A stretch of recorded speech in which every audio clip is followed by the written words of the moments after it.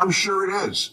I'm sure it's very complicated. That's why I pay 13% of my income in this state every year to people who I assume were working on things like this. We have a new thing in LA called follow home robberies, where gang members stake out nice restaurants and then follow home the people who leave in expensive cars and force their way into their houses. That's why Paris Hilton now drives a 2009 PT Cruiser and eats at Sbarro.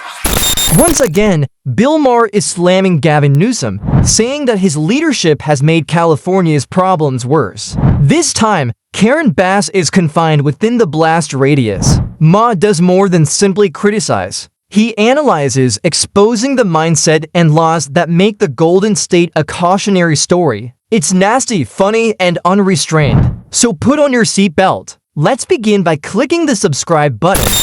Council voted that every homeless tent had to be removed from dozens of locations, yet every freeway overpass still looks like history's saddest Coachella.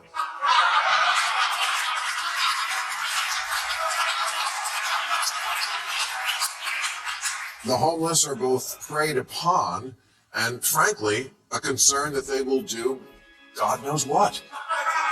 You go out for a run in your neighborhood and you have to wonder whether that guy eyeing you on the corner is going to be this guy or this guy. Maher begins by focusing on the sharp rise in homelessness across Los Angeles and other major California cities. Calling out the irony at the heart of current policies, city leaders clear encampments from one area only for them to resurface somewhere else, leaving the overall problem untouched. He poses a simple question: if the approach is working, why do the numbers keep rising? That criticism is aimed squarely at Gavin Newsom and Karen Bass, with critics arguing that Newsom's homelessness strategy is heavy on spending, slogans, and press conferences, but light on measurable results. Billions of dollars have been poured into loosely monitored programs while ordinary Californians watch their neighborhoods decline. Many residents, torn between compassion for the unhoused and frustration with worsening conditions, share Mayor's anger. A day doesn't go by where you can't find video of the latest smash and grab robbery, where thieves in broad daylight just smash the front windows of ritzy stores and take all the jewelry they can carry.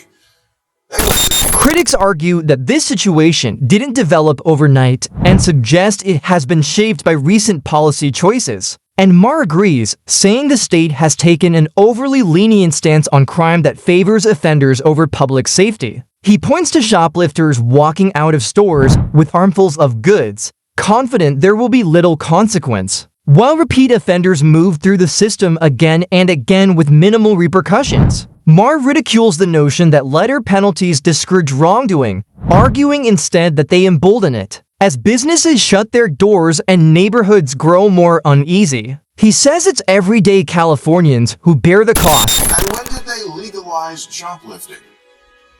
There used to be shame in shoplifting, or at least some skill. Now, criminals just brazenly walk out of Walgreens, again in broad daylight, with a trash bag full of aisle 3. While the security guard just watches. They have to keep even the most mundane products all caged up. CVS isn't a store, it's a zoo for teeth whitening strips. This shift began when California reclassified thefts under $1,000 from felonies to misdemeanors. Maher argues that while the policy aimed to reduce jail overcrowding and prioritize serious crimes, it produced unintended consequences. Once criminals realized the penalties were minimal, many began brazenly shoplifting from big-box stores without fear of serious repercussions. Videos of such thefts quickly went viral, reinforcing the perception that enforcement had been effectively weakened. In response, stores were forced to take defensive measures, locking away everyday items like soap, toothpaste, and even basic groceries behind glass. Now, regular customers must press a button and wait for assistance just to purchase necessities, highlighting the broader impact of the policy on everyday life. San Francisco in the last few years has seen 11 Walgreens and 6 CVS stores just give up and close because that town seems simply beyond law, which is heartbreaking because I, like so many people, love that city, and I don't think it's corny to admit Yes, I left my heart in San Francisco. Also my wallet and iPhone.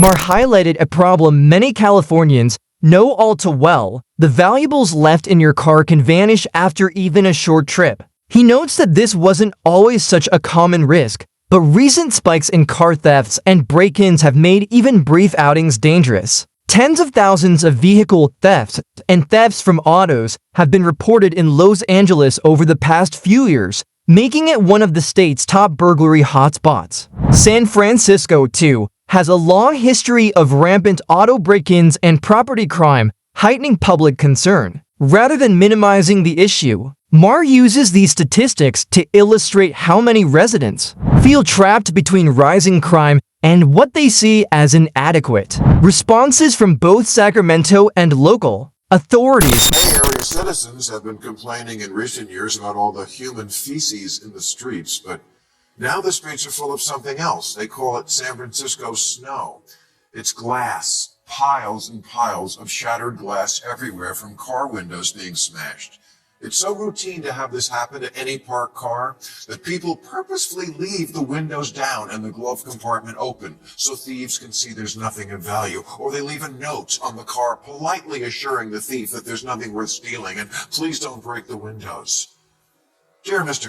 Colonel, I hope this note finds you well.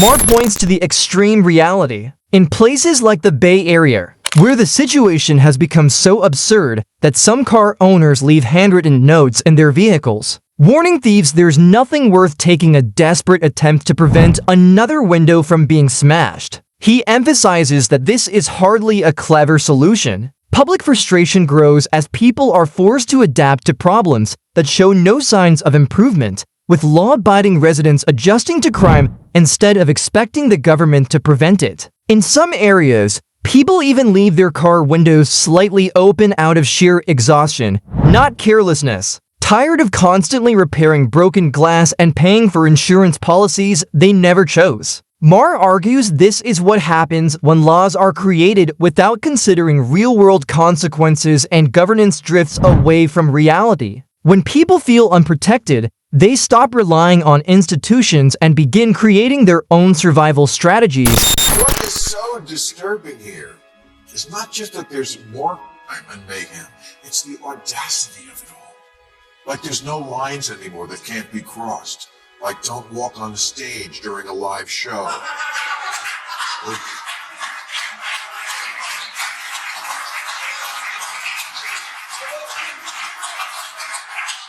Or don't with Mike Tyson. Just lines. Lines. Maher explains that when rules are ignored, behavior quickly adapts. What was once unthinkable has become commonplace, often carried out openly and even on camera, with little fear of consequences. Ordinary Californians feel constant frustration and helplessness. They obey the law, pay their taxes, and follow the rules, yet they are the ones left unprotected, suffering and exposed to danger. Meanwhile, those who break the rules grow bolder, confident that the system won't hold them accountable. Maher frames this not as a moral failure of the public, but as a failure of leadership. When government signals that enforcement is optional, respect for the law erodes, leaving law-abiding citizens to bear the cost. It's also, yes, undeniably true that LA is built in a stupid place to build a city. But when it's not on fire, it's really quite lovely. And it's my home. And stupid as its origin may be, it's not going anywhere. Axios ran a story on how getting the water out of the hydrants in Pacific Palisades was more complicated than it seems. I'm sure it is. I'm sure it's very complicated. That's why I pay 13% of my income in this state every year to people who I assume were working on things like this. California has some of the highest tax rates in the nation, yet Maher argues that the results are consistently underwhelming. Despite vast sums flowing into state coffers, basic services often fall short, running inefficiently or failing when they are most needed. He points to the state's ongoing struggles with wildfires as a clear example. Each year, densely populated and well-known areas are ravaged, leaving residents to endure repeated devastation. Responses are slow, preparedness is lacking, and bureaucrats often scramble only after the damage is done. For Maher, this goes beyond natural disasters, it's a sign of poor management. He questions how a state with such immense revenue can appear so unready, making taxpayers feel as though they are funding a system that repeatedly fails when it matters most. When asked why so many of the hydrants in the Palisades ran out of water, Governor Newsom said the local folks are trying to figure that out. Yeah, you got to do that before the fire.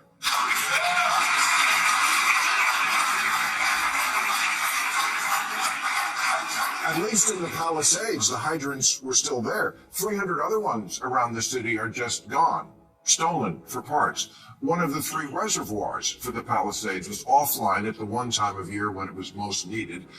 LA's Mayor Karen Bass, the Nero of American politics, was fiddling in Ghana while the city burned and later placed the blame on 8 months of negligible rain and winds that have not been seen in LA in at least 14 years. Yeah, that's not that long a time.